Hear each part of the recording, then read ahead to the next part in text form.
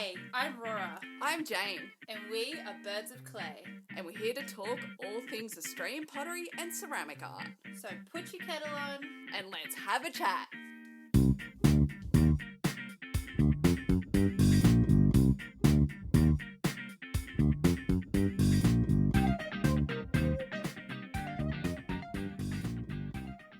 We would like to pay our respects to the traditional custodians on the lands on which this podcast is recorded.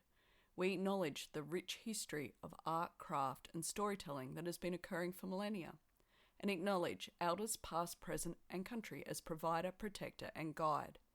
Working with clay is intrinsically linked to country, and we would not be here without the care and connection that our First Nations peoples have shown for thousands of years on this continent we call Australia.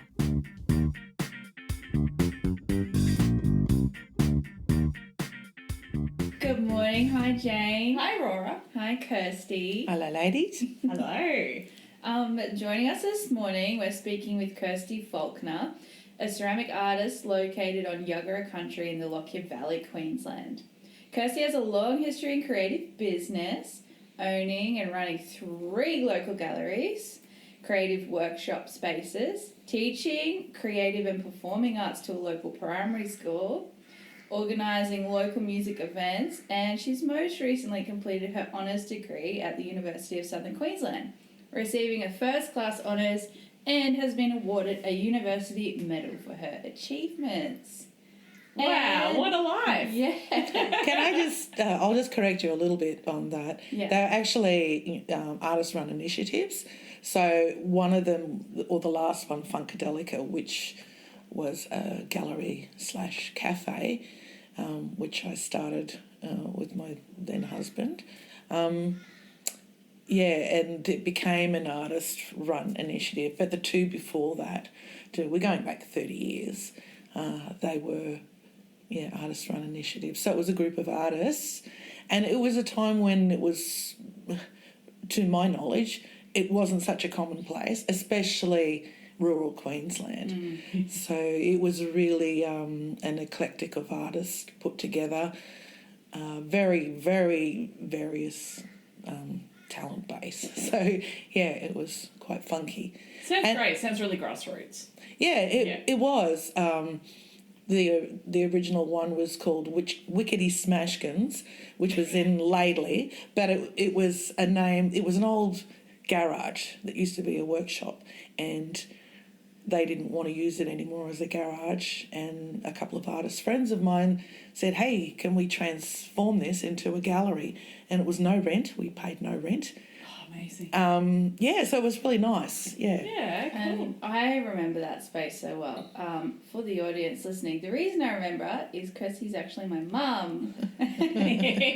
So I remember the huge roller door at the front, maybe 4 metres tall, by, 5 or 6 metres long. You'd painted this enormous mural of this lady flying through space, and there was an owl, and it was, amazing. And there were belly dancers that would come in and, selling lots of art, all these amazing things. It brought a lot of artists, left of centre artists, out of the woodwork, and sort of gave them a place to show their work, because it was a very unusual gallery, and we actually didn't want anything of the norm, I suppose, like normal, just paintings. And we had paintings, but they were, again, really left of centre. Or it was, people that painted big 44-gallon drums with beautiful, outback, scenery. And the mural, that actually turned out to be quite controversial, but it got us in the papers. So Good old Laidley, hey? It was nothing too in your face, but it was a naked lady who was draped in a scarf, so there was nothing showing, but it upset some of the conservative. Yeah, the conservative, and but that worked well. And then we ended up in the the local newspaper, and and Toowoomba, and yeah. So good. So let's rewind a little. Can you tell us a bit about your upbringing and your early creative influences? My father was an extremely creative person. There wasn't anything that he didn't put his hands to. And from the very beginning, he was always drawing, writing, poetry, painting, you name it. And then he became a potter also. Well, he dabbled in that for a little while. So I grew up just always thinking outside the box. Dad always said there's nothing that you can't do, and if you make a piece or you create something and there's no mistakes, enhance what you think is a mistake, bring it forward, turn it into part of the piece rather than wipe it out or try and cover it or try and hide it in some way. And so that's what I learnt. And I've sort of forgotten the whole question. Creative influences. Oh, that's my biggest influence, definitely. And Aurora's father, he sort of got me into more of the sculptural side of things. I always classed myself as a painter, but he did a lot of recycling artworks, like weird and wonderful things with wood mostly and bones, and that got me really interested in the found objects, side of things, and then turning it into something. But it also relates back to what my father taught me. Nothing is wasted, nothing is an accident, and everything is useful. And so I would start making sculptures, and influenced by both Simon, which is Aurora's father, but also at the back of my mind, there's my father saying, there's no mistakes, turn it into something, Yeah, so my head just goes back to mostly my father's constantly words, and I like to have a go at anything. Did you create as a child? Very much. Yeah. Very much. And funny enough, I actually failed at art in high school, and I failed at music. So not that that's anything. It wasn't really a driving force. It didn't stop me. Other people's opinions shouldn't stop anybody from doing what you love. And so, so I just kept on creating. So, and it wasn't until I got to Queensland and I did a few paintings, again, very left of centre. I was living in a caravan, and I did a few paintings and thought, oh, this isn't too bad. I quite like this. And entered one in a competition, and I put another one in Toowoomba in a mystical sort of cafe, and I won second prize in an art competition and had a showing at McWhirter's Gallery in Brisbane. And so that sort of is what really, hey, I'm onto something here. I'm going to continue with this, and I've pretty much sold just about every painting I've ever done. So, So how many people can say that? That's true. That's true. But I think the thing is with that is not to have such high expectations. It's good to have a goal, but to have too high expectations of yourself. A bit of my philosophy is if somebody really, really wants it, then they should have it. If they just sit and go, oh my God, I love that, but they don't have $200 to pay for it, they might only have $80 or $30. My philosophy back then, not so much now, was have it. Yeah. You just take it, Yeah. or I'll take $20 for it. I've covered my costs, and they're going to get that enjoyment out of it, and I like that. Yeah, I like that a lot. It sounds like creating for you is something that's just really natural or just a really important part of your life. So how is that role of creating, what role has creating played in your life? Has it been an escape or just a I have to make something? It's more of getting hang on, how do I say this? Getting what's in my head out. It's not necessarily a driving force, but I have, for want of a better word, lots of imagination, quite a broad imagination, and I like to get that out. So, and some of the stuff that I do is based on dreams that I've had, and yeah, I just like to share it, and if it falls on deaf ears, or deaf eyes, yeah, or if it's not aesthetically pleasing to anybody, it doesn't really matter. It's actually the process of creating and getting it out rather than the finished product. And most artists would know, once you've done something, you're on to the next thing. It's actually the journey of creating whatever you create rather than the finished product. You might go, oh, I'm quite proud of that, and then boink, off in another direction. So I'm going to do this next. Or it inspires the next thing, it sort of evolves into something else. Yeah. So, and that's what happened with the painting. It evolved into 3-dimensional ceramics. So, and that just blew my mind. Ceramics. Yeah, because it was everything all in one. I could paint, I could sculpt, and then I'm very interested in, science and delving into things deeply, and so that really inspired and interested me too. And yeah, so it just all became one. And I remember Aurora coming home from University of Southern Queensland and saying, Mum, you should do this. I was 50. And I'm thinking, oh, I don't know, I've sort of been there, done that, what else can I learn? And I loved it. Probably the best move I ever made, because it did then take me to that third dimension of creativity. So it was surprising to me that you didn't major in painting. Can you tell us about why you chose ceramics and what your introduction to ceramics was like? I was pretty certain that I was going to go into painting to learn a little bit more. I've never done any art classes or anything like that. It's all self-taught. And I do actually remember my very first lesson in ceramics, and the lecturer at the time, Alexis Stacey, one of the very first things she said, we were working with porcelain of all things, and her thing is if we're starting you on the hardest, and then you'll know if you're going to like it or you're not going to like it.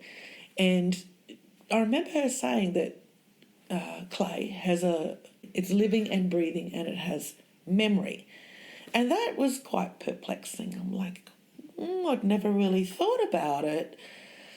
Please explain a little bit more. And and that just really got me, thinking about things. And I also remember my very first pottery lesson. And this sort of leads up to where I went with my honours. And it was David Usher. And there was 9 of us sitting at wheels, I think it was 9, sitting at wheels. We all had the same clay body, the same amount of clay. It was all our first throwing lesson. And I remember watching everybody came out with a completely different piece. And it comes down to creativity, or I don't believe it comes down to totally just, talent or not talent. It's not that at all. But thinking, why? There's something else going on here for everybody to create something completely different. And that just kept continuing through university to my honours, which is about the next element, or the ethereal element of creativity and art. And it has now been, with quantum technologies, I won't go too deep into this. Go for it. Okay, but it's so interesting. It's actually what used to be thought as magic or hocus pocus or voodoo is now science. quantum physics, quantum technologies can now prove this. And leading from seeing all those 9 people make something completely different, it comes down to, yes, what they do with their hands, how they handle the clay, but the next element is like the energy that's passing through them, their ideas, but also there's an essence that stays within a piece. So when somebody says, I really love your mug, Jane, they're loving the aesthetic, they're loving the feeling with their hands, the tactile, but they're also picking up on your energy that is still, it stays within the piece. There's a slight bit of your energy still there. So they're actually complimenting you because there's some aspect of your soul or your ether or that they really like.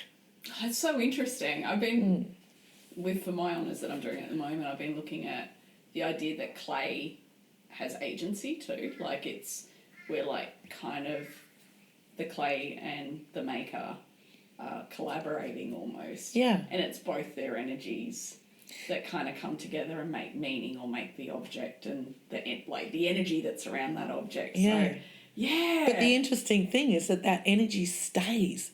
Yeah. It doesn't dissipate. It doesn't go away. It was February 2024.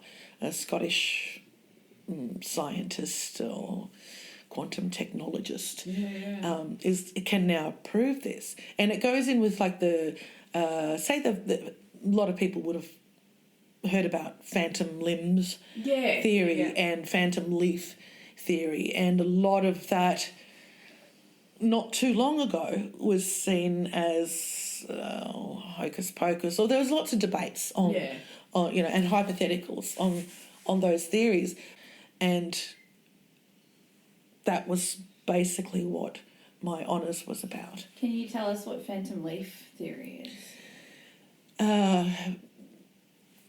Everything has a energy around it, and you can cut off a tip of a leaf, and you can find all this on YouTube and the internet, so if anyone wants to look it up, have a look. And you cut off the leaf, but the energy still remains. So even though the tip of the leaf is gone, the rest of it still remains. And it doesn't dissipate, it stays there. And that goes with phantom limbs. So many people who have been amputees can still feel pain in their leg or in their arm, or every so often they have sensation that it's still there. And it stays 20, 30 years on. And I know people that feel this and have been through this.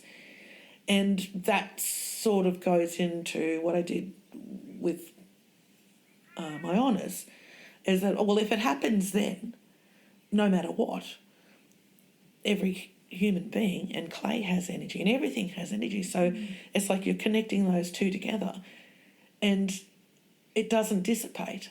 So some of your hair, some of your saliva, some of your, like even the physical of yourself, it might burn out in the kiln, but it still has that energetic element which is not affected by fire and heat because it's beyond that.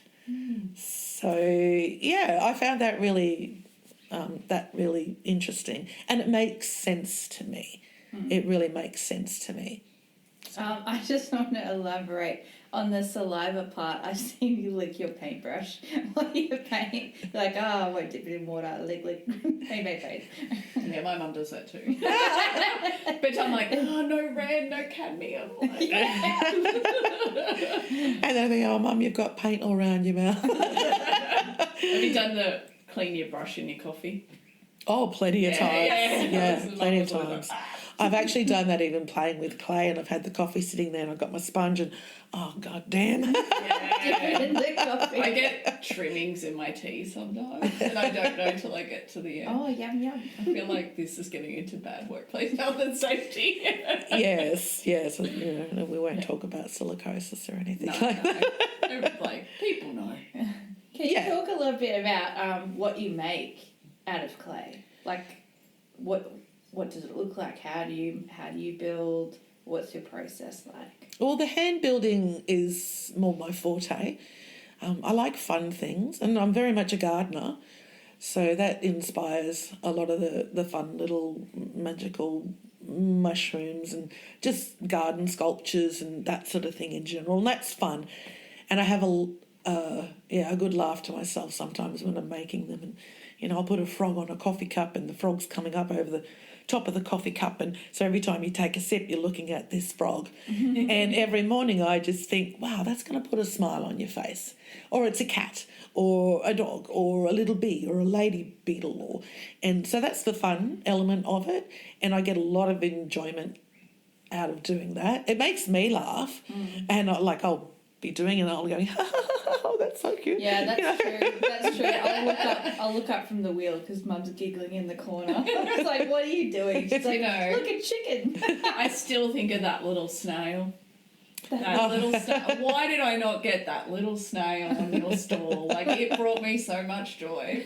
It's still in my mind, and it's true. Yeah, and I've had people. Well, I still do. Especially like the tiny little mushrooms, and I just had the idea, for those that are listening, of putting little critters, and I call them my little critter mushrooms.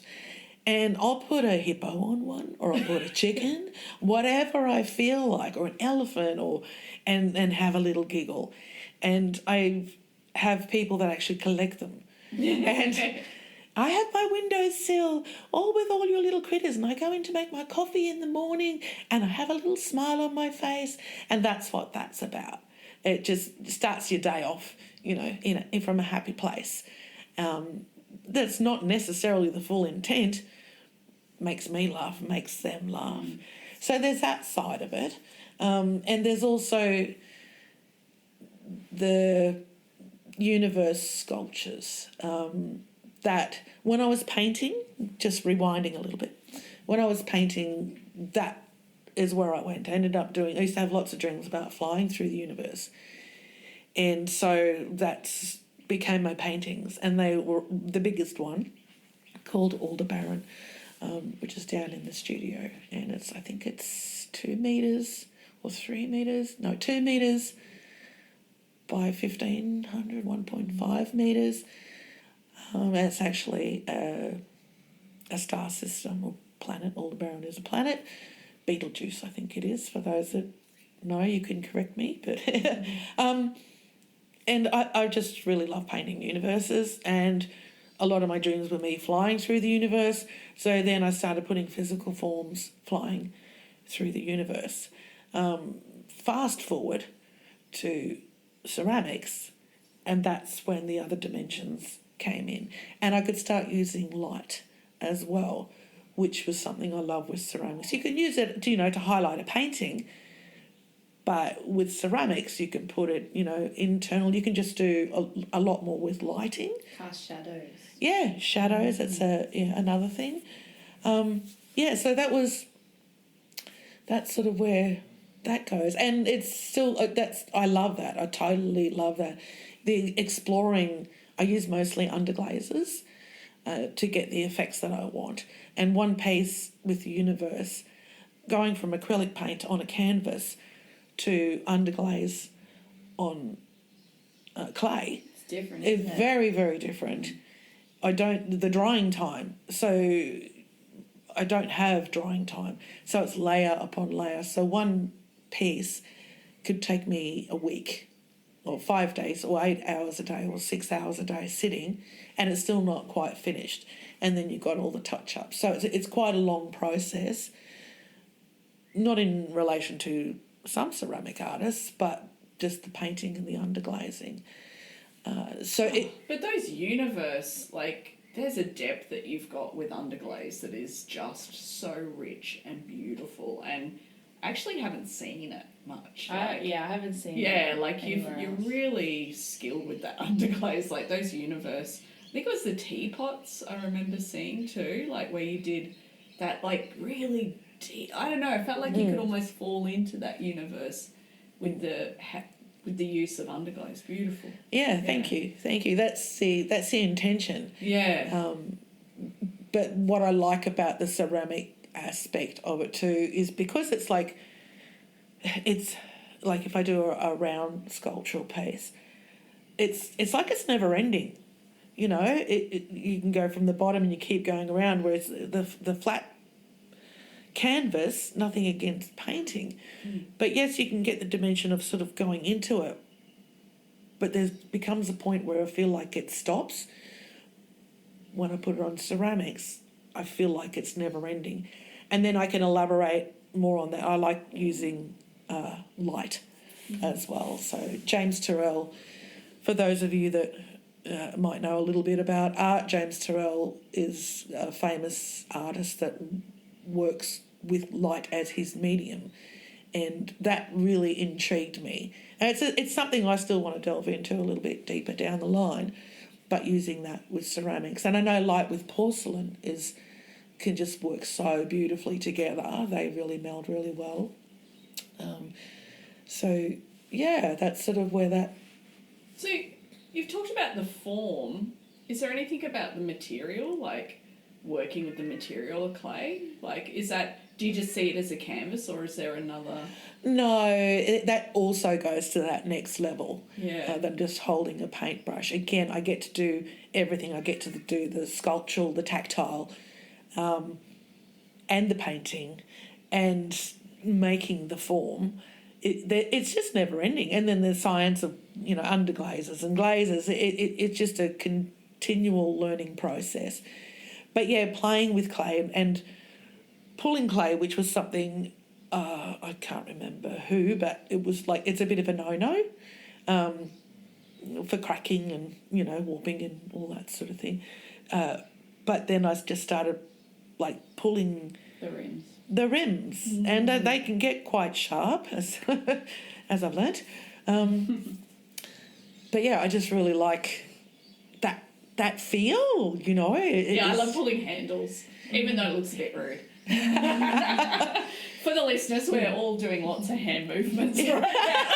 Lots of squeezing and, hands going up. Yeah, look like an emu. Woo!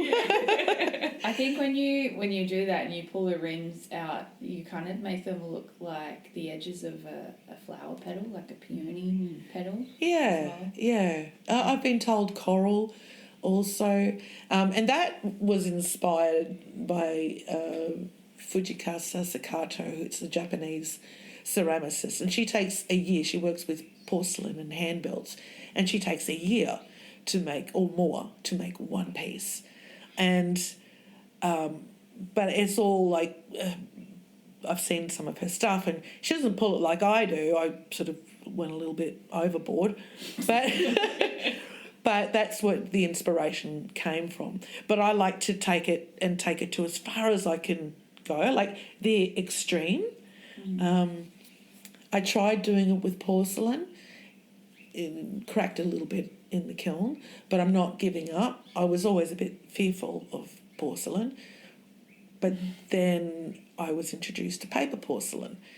And at first I thought, I don't know, that's sort of cheating, isn't it? But it holds form really well. And yes, I don't have as much movement as I'm trying to get a larger piece. So there's still a lot more experimenting to do with that. I want to get finer so then I can go back to using light with it. Yeah, that's a bit of a aspiration down the line. Yeah, beautiful. Do you see yourself returning to study? Because you did so well. You smashed it out of the park.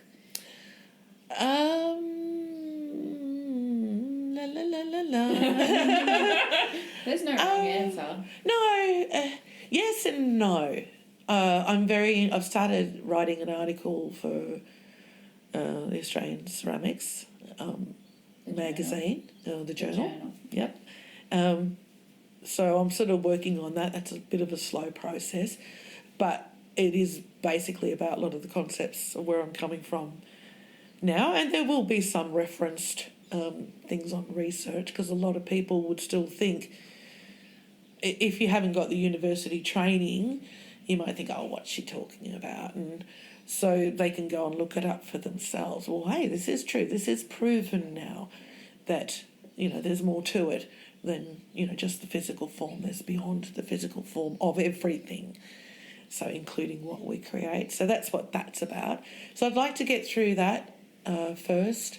I have been asked if I, go on to do PhD and doctorate, but it's a fairly big rabbit hole, and I'll quote the great David Usher, and this was part of my honours when he said to me, "Kirsty, you're trying to put the universe in a Coke can." And that just exploded in my mind because, yes, that's exactly what most artists do. And you're beyond that. And you're not just artists, but people in general. We're all beyond that. And we're putting everything into the physical form, inverted commas, Coke can. But we're beyond that. And so I'd like to elaborate on that. But it's a lot of work. It's a big commitment, isn't it? Yeah, I'm not even sure. It's like basically I'm writing a book, isn't it? Yeah. But I like writing. Yeah, I do like writing. So. And you've just finished your honours quite recently, so you probably need some time just to unpack that in your mind and, kind of write your article and then decide okay, what next? Sometimes you just need that time to let it all percolate. Yeah. Yeah. And there'll be stuff in this in between time, even after I finish the article, or it might even be I might stop the article and think, well, no, I'm going to do this. But there'll be other stuff other inspirations or I'll see something and it will crop up and I'll go, oh, wow, that's another depth to where I'm coming from, and then roll with it, and that will perhaps inspire me to get back into it. But it is a big rabbit hole to go down when you start looking at universal energies. Yeah, so, just a little topic there. Yeah. Well, I never would have thought I would be going into quantum physics when I started doing it, but to prove things that I had been taught from my father and my mother and things I'd grown up with, perhaps my parents were in the hippie movement and, so everything was a bit left of centre and, but yeah, to be able to prove that, which is just fantastic, whether you like technology or you don't, where it's going now with, nanotechnology and quantum mechanics and what they can prove now is mind-blowing. Yeah. Something you've done a lot is use... I guess you've brought ceramics and natural materials together quite a lot. So you've done sculptures that are a crossover of animal bone, and then you've not replicated, but extended on the forms by making bones out of ceramic. You're talking about seahorse. Yeah. Also, you've been inspired a lot by Andy Goldsworthy, the ephemeral artist, a lot, yes. And you've made ceramic sticks and nests. Can you talk a bit about that crossover of material and why that inspires you? Well, that started with seahorse, and for those that are listening, I'll just keep this fairly brief.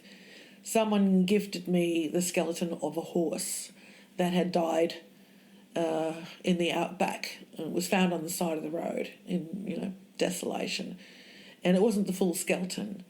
And I'm a very emotional person, and it made me very sad. And I thought this horse had worked so hard, whatever its story was, but it was just left on the side of the road.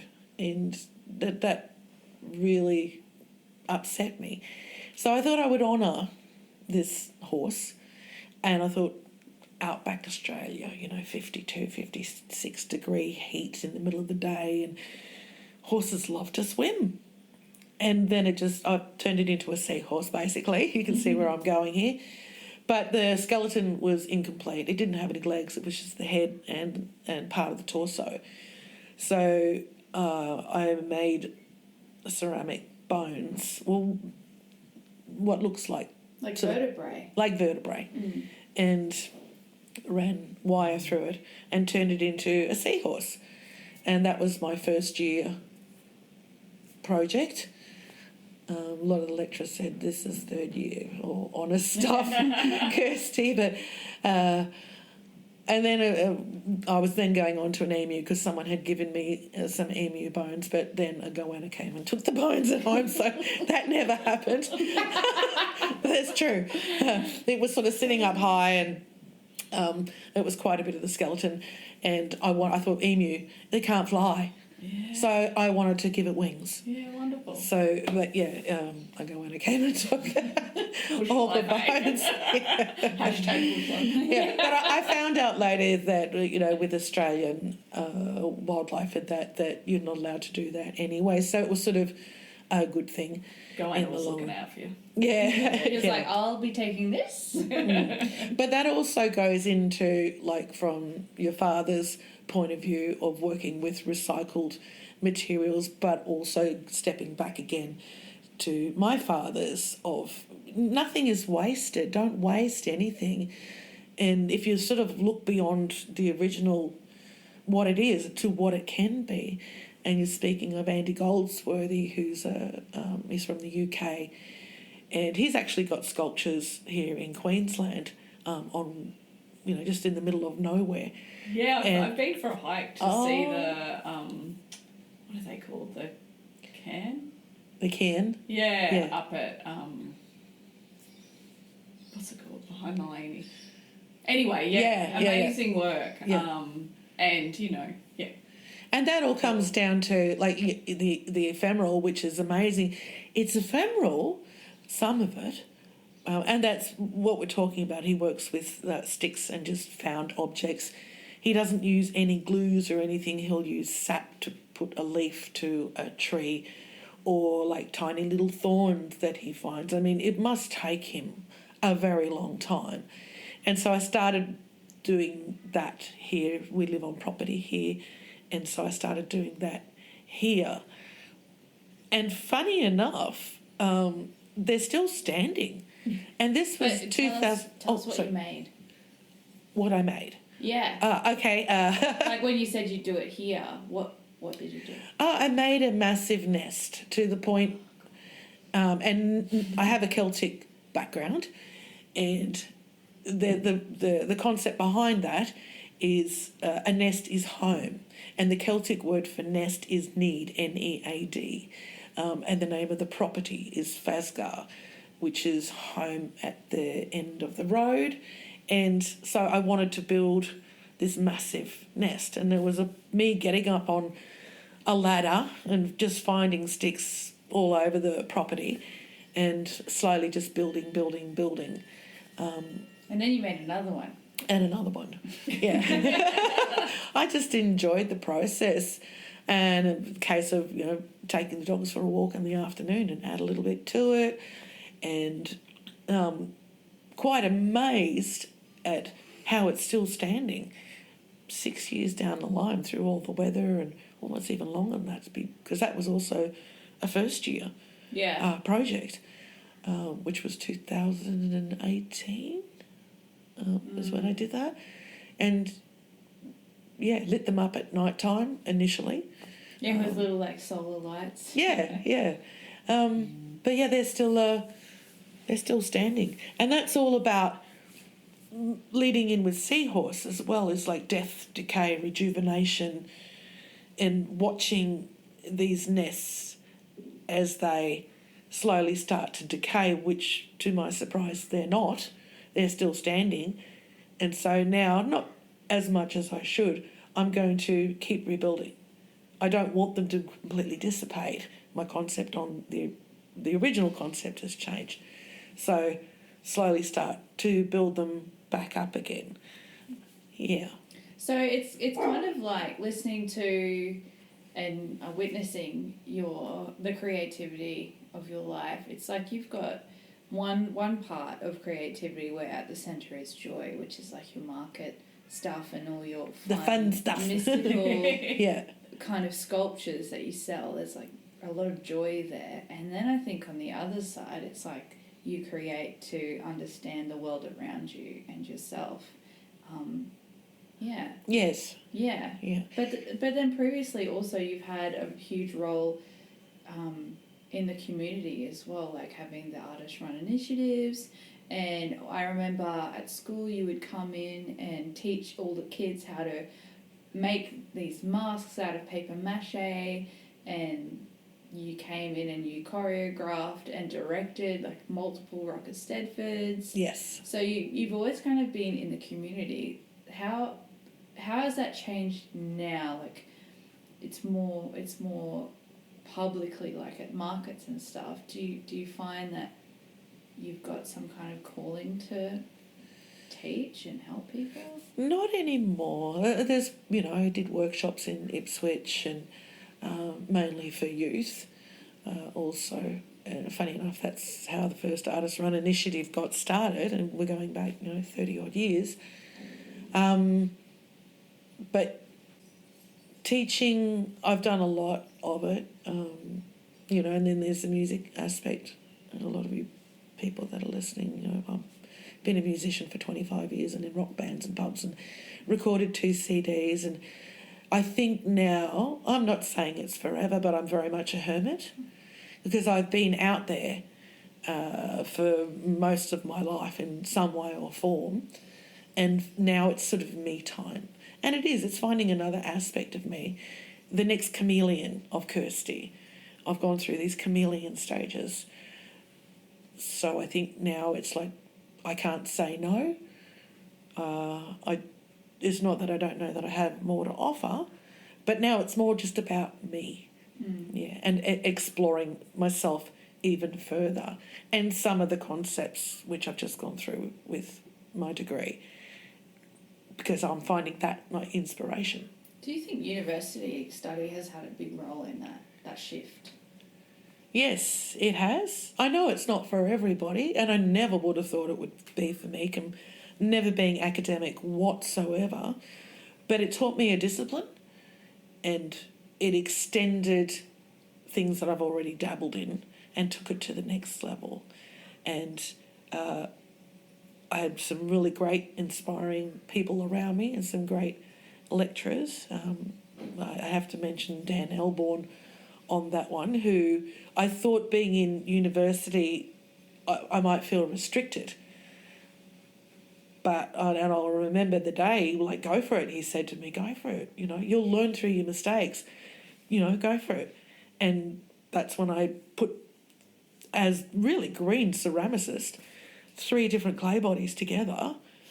And I can remember not thinking about hairdryers. Yeah, made this huge sculpture that's now in my garden with a big fern coming out the head, a bromeliad coming out the top of the head as a headdress. And I remember sitting there and it was collapsing, and sitting in the studio at university and thinking, what's going on, not knowing that I could use a hairdryer to help, get some form happening as I'm building on it, and thinking, oh no, this is not going to work. And Dan was like, oh, let's get it in there. We put it in the big kiln out the back, and it turned out. I have a couple of little cracks in it, but it turned out. And I was like, wow, okay, this is great. Clay's cool. We like clay. And then I got a big piece of bark from out west. It's a piece of gidgee wood. And pressed, this is again with Dan, pressed clay all into it, and then sort of pulled it off and got the heat gun and put slip on it and just play. And I never thought that was something you could do with ceramics. But not to have any expectations. And sometimes the cracking, as I've learned, adds to it, especially when you're doing organic sort of sculptures. It really adds to it, makes it more natural. So, yeah, that was fun. That was fun. And I've still got those pieces, or Simon's got one of them. That's Aurora's father. It looked like a crocodile head, but it was off a piece of bark. So it sounds like university kind of opened things up rather than shut them down. Yeah, whereas I thought it would shut down, especially because it's so structured, and I'm not a structured person. I can go from one thing to another overnight, but university has taught me, no, get back and follow through and finish, whereas that's something that I never did. And I'm really glad I can do that now. I still go off with the fairies sometimes, but I do feel like But you keep coming back. I keep coming back. Yeah. But that's also the pool of ceramics, so it's a little bit of all of it. I could make a painting on ceramics. I've seen you do postcards, and you could do that on a big. If you could get it through the kiln, hey, there's a challenge. Yeah. There's 2 works that were finalists in the Archibald, actually, that were flat ceramic portraits. So Oh, wow. Yeah, Sassy Park and Vipu. Yeah. That's very cool. And Billy Bain did these great ceramics. Sorry, I'm like all about the Archibald at the moment. But yeah, 3 finalists had ceramic in their work in the Archibald. That's interesting. Just saying. It's lovely to see ceramics coming back. It's back. For when I had their artist-run initiatives, it wasn't a thing. There was no ceramicists.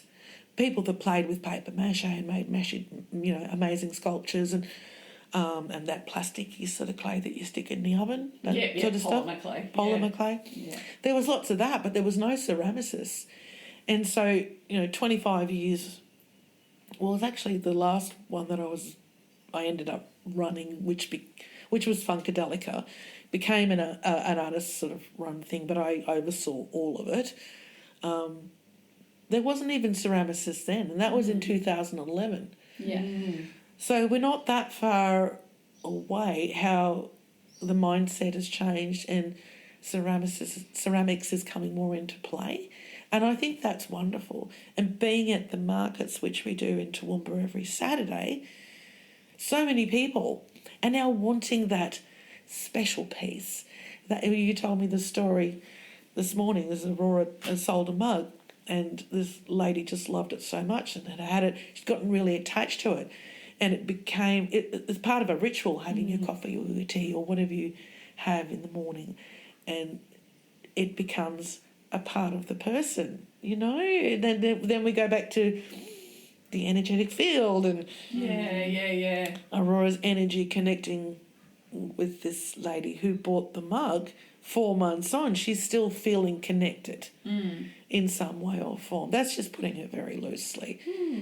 And I just find that's something beautiful, and I love that people are now starting to really appreciate. And the accidents in the kiln, telling... I'm not really good on the social media, but the accidents that happen in the kiln, and people don't really understand, but putting that stuff up on your social media helps them to understand, and they love it even more. But they realise, okay, wow, this can happen, and that's it's just lovely that ceramics is really starting to come to the forefront. So yeah. So I can see that you've got, like, the market is a really important place for those joyful works that you make, but the body of work that you made for your honours, do you see that going into the world, like in a gallery space or anything like that? Like, are you wanting it to connect out in the world, or was it? It was very personal, and I have had thoughts of combining everything that I've done within the universe, bringing it home, like with the concept of the universe. And in a couple of years' time, I would really like to open up the gardens. I'm very much a gardener and have a food forest and just love the whole natural world. And I'd love to bring everything back here. Have a little bit of live music, have plinths throughout the garden, fairy lights, universe sculptures, paintings, some of my daughter's works as well. So you're kind of collecting for a show here? That has been a thought of mine. If I finish the article, then that would be for something for everyone to read. That would make me really happy. That would make me feel complete. I'm not really sure why. Yeah. But a couple of people in the synchronicity in the last couple of months have said to me, what haven't you done, Kirsti? And I thought, wow, yeah, that's pretty cool. I've had a pretty big life, and and share it with anyone who's interested. So I'd like that's what I'd like to do. If it went further than that, that would be great. But I don't want to be the one I'm not one to sort of push my artwork or something. But if someone came along and said, hey, I'll organise it to you and I could just create, that would be great. And that's also because I've had years of galleries and doing that and organising it. And the last one I had, Funkadelica, I'll just mention this again, I had 30 artists all on consignment and they'd get paid at the end of the month. And bookwork, I could do it, but it just, that whole side of it became so consuming. I didn't have time for the rest of it. And so I lost a lot of joy in it was, I don't even know how I did it, to be honest. But it was just a lot of work. My sister ended up helping with the bookwork. And then you get artists that didn't turn up and they were owed money, and then you're chasing that down. And because I know being an artist, it can be quite a struggle, to make ends meet and keep some sort of balance, even just to pay for your materials. And especially 30 years ago, for all these, for want of a better word, crazy left of centre artists, I thought their stuff was great. I'm still in contact with a lot of them. And, they couldn't go into a gallery. It wasn't really a thing then. Galleries were a thing, but not rurally, so, yeah. It's a bit different to the white box gallery by the sounds of it. Yeah. And there was a few of those, and, art groups and, there was lots of art groups, always has been, but a lot of these people didn't fit in the box. Peter Georgievic, Penny Georgievic, there's some artists that I know from back then. He came in as a photographer. This is a friend who we're still very much in association with, and a great pair of artists. He came in and showed me all these photos because he wanted to do a photo display, and he's showing me on his camera all these photos, and they were beautiful. And then I'm like, what's that? There was a painting, this big painting. I'm like, wow, that's the use of colour was... I knew nothing about art then, but the use of colour was spectacular. And things like angels with headdresses on, but they have octopus arms. I loved it. This was just something so different and something that wasn't shown. So people associate art with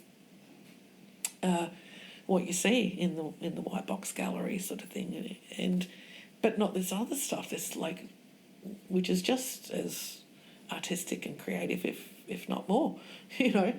Experimenting. Anyway, so the first exhibition ended up being of his artwork, not his photos, and he sold out. Yeah. So so that was good. That was inspiring. Yeah, for sure. I remember that space so well. It was so different, and even artists like Peter Georgievic just making things that are so unconventional. Like he would paint material and then make these really strange, monstrous kind of plush dolls, as well as painting and photography, and I think he did body painting as well. Yeah. All this wild stuff. It was great place to grow up. And something you've instilled in me as an artist is that anything is possible, and there's nothing that you can't do, be it expressing creativity through music or visually or photography, or even bringing that into ceramics as well. So yeah, it's awesome. Yeah. No, well that picture there, I've got a painting on the wall here in the house, and it's one of Peter Georgievic, and just to do a quick rewind there, and it's on a second-hand grass mat, and he didn't have any paint, so he just used house paint, mixed his own colours, and I've had that on the wall since 2009, and it hasn't lost any lustre or, it's just really out there. But I think that's important.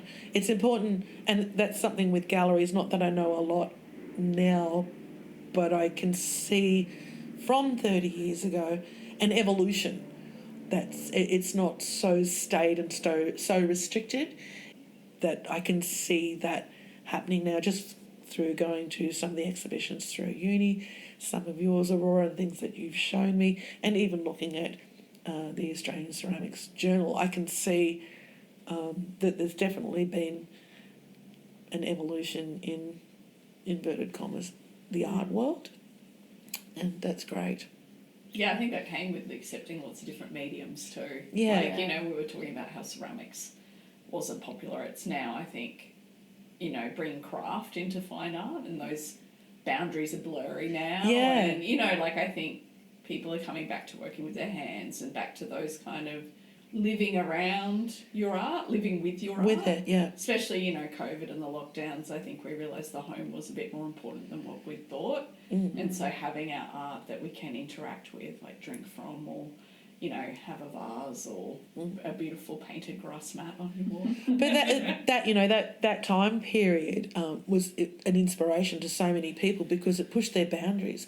So what was a negative for so many people was turned into a positive. And I know, for instance, the girl's auntie, her husband, partner, who was a photographer, he, in that time period, never knew anything about gardening. Now he's number one on YouTube, called The Weedy Gardener. Wow. And, is associated with Gardening Australia and blah, blah, blah, blah, blah, It blah. all came from being locked at home. And it all became from being bored and locked at home, and he couldn't go anywhere. And there's lots of things like that. So, yeah, you're right. It did bring everyone to appreciate, you know, the home even more. So, positives out of what could have been a negative. And, yeah, that's the story with a lot of people from that time, to my knowledge, you know. Yeah, in and I my think little also, world. you know, we're seeing a big cost of living crisis at the moment, and, you know, I think we're starting to reassess, you know, late stage capitalism, all that stuff. We're starting to really reassess what's important. Yeah. Yeah. Yeah. To be resourceful. Yeah. Yeah. And make weird things. Yeah. No, that's it's a good thing. Art has just been my whole life, you know, and not to. Oh, I just got to mention one more thing. This is the latest thing that got me really, really excited, as how I talked about earlier when I made Seahorse and Bones and everything like that. And Aurora, there was just an exhibition at the university, and let's just say the great Dan Elborn fused bones to these pots and put them through the kiln. Oh my God, that just blew my mind. I wanted to do that, and I want to do it with opal as well, and I have researched, because my sister and my brother-in-law are opal miners, and that's something I'm going to play with, putting opal into clay. But it's a little bit scary because I don't want it to explode in the kiln. But I've also wanted to do it with bones, but I just thought, nah, they're just going to dissipate, they'll just burn out. They just turn to ash, you'd think, hey? That's exactly what I thought. Yeah. But no, apparently not. Thank you, Dan. I want to have a go at that. Yeah. I love that you're still learning from Dan, who was your teacher many years ago, that relationship is still there. Yeah. It's just that try anything attitude. So and have a go. And he didn't have any, or doesn't have, I don't see through his work, any sort of fear. Well, through most of the lecturers, actually, he was like, yeah, you know, have a go. But he was one that really stuck with and I think I related to him because it's like words of my father. Have a go, you know, see if it works. We grew up, my sister and I, as... if we wanted to know, hey, you know, Dad, what does that mean?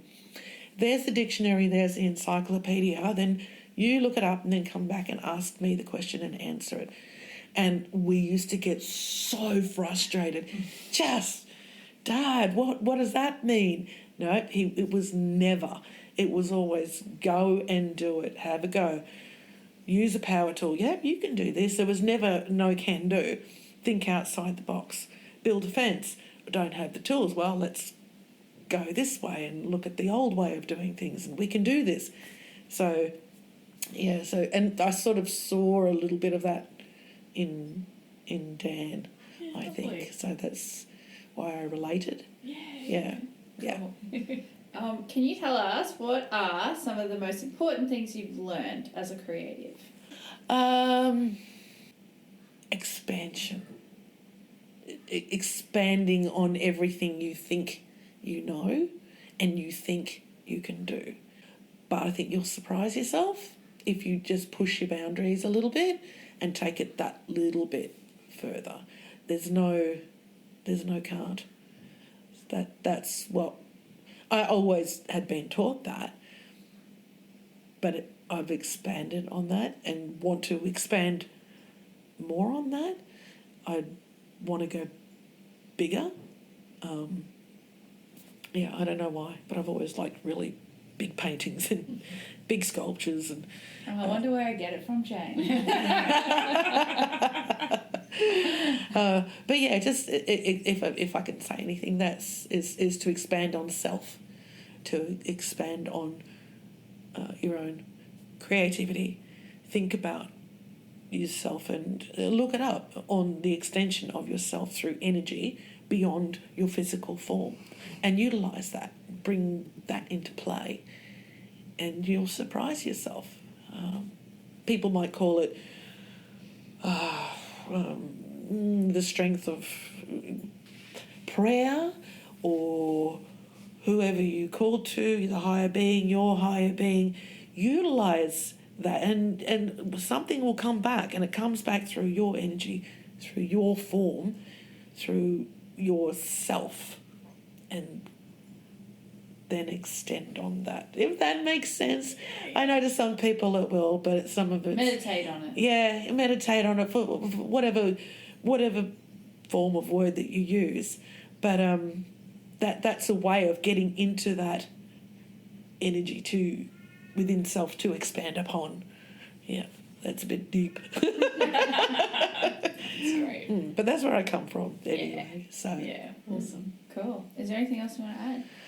I think I've waffled on for long enough. I can say one more thing, and you might edit this out, but I'm very proud of where I've come from. I feel very grateful. I have a lot of gratitude for what I do and my environment. I also am very grateful for my other daughter, India, who she also plays with ceramics. So it's just all in the family.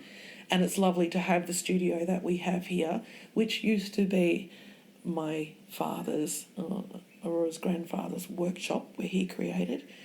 So it's like a continuous of that creativity. But it is just wonderful to have us three girls down there. Sometimes brings tears to my eyes. They get enough of Mum, and they put their headphones on and listen to whatever they're listening to, and that's okay. I'm fine with that. But that's something that I'm very grateful for. So, and maybe that's why I would like to have the sharing of this space. Thanks for the land, or us as caretakers of this beautiful place called Fazgar. And to share it. So, that's so beautiful. Thank you very much. Thanks, Kirsty. This has been good. It's so great to learn a bit more about you. Well, there you go. Yes. Thanks, Mum. Love ya. Okay, bye everyone. Bye. Thanks so much for listening to this episode. We hope you enjoyed. You can find us on Instagram at birdsofclay_podcast. Please feel free to send us any questions or comments. And if you could leave us a review on whatever platform you're listening on, that would be amazing. We'll see you next time.